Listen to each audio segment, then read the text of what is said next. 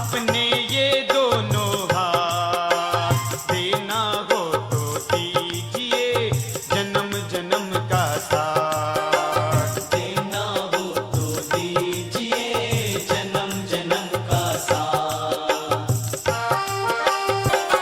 इसी जन्म में सेवा देकर बहुत बड़ा एहसान किया। इसी जन्म में सेवा देकर बहुत बड़ा एहसान किया।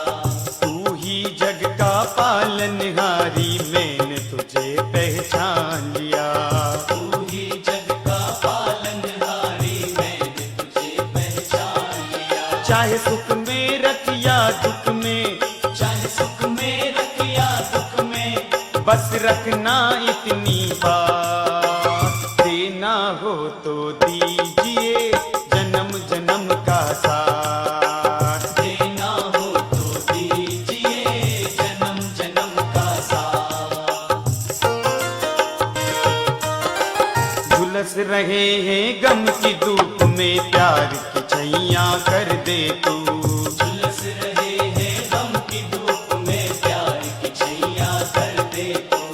बिन पानी के नाव।